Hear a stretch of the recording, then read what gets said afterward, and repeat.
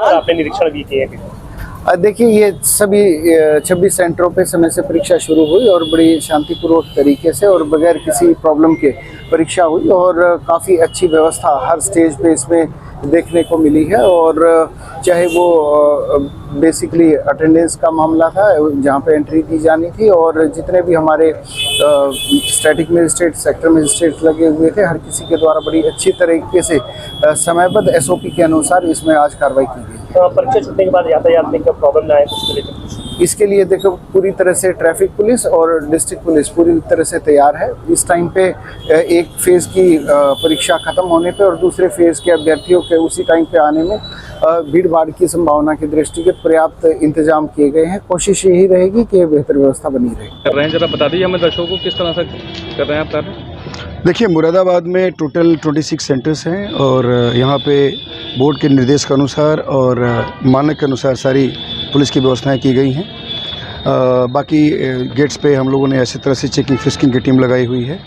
हर centre पे एक senior अधिकारी है जो चीज़ों को मॉनिटर कर रहा है, उसको निर्देश दिए गए हैं। समय से एंट्री कराना, उनकी चेकिंग फिस्किंग करना, जो जितने हमारे कैंडिडेट्स हैं उनके लगेज को, उनके बैगेजेस को सही तरीके से रखवाना, ये सारी व्यवस्था हम लोगों ने की है। यहाँ पे पूरे शहर में ट्रैफिक की व्यवस्था ठीक रहे ताकि किसी को यहाँ तक पहुँचने में कोई कठिनाई ना हो, इसकी हम लोगों ने व्यवस्था की है। सुबह से हम लोग का ध्यान इसके ऊपर है।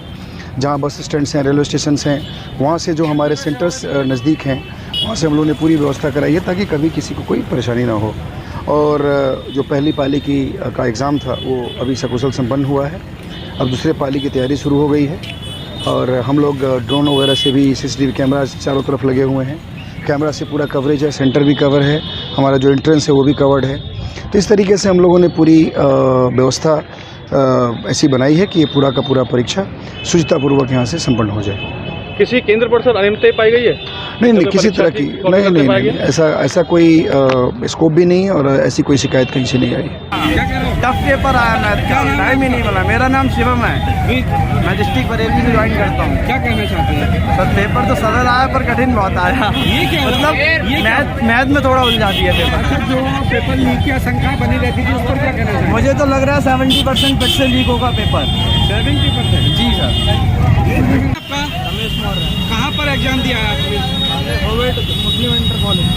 व्यवस्थाओं के बारे में कुछ बताएंगे कैसी थी? व्यवस्था के बारे में सिंगल चेयर थी, ऊपर OMR सीट रखने की व्यवस्था नहीं थी। पेपर हम कहाँ रखें, कहाँ रख के सॉल्व करें, कोई व्यवस्था ही नहीं थी। केवल चेयर थी, उस पर खाली जरा सी एक लकड़ी का फट्टा लगा हुआ था, उस पर रख के करो। और उसमें इतनी पूरी व्यवस्था थी कि एक पट्टी मेरी उंगली में लगी, मेरी उंगली में फट गई।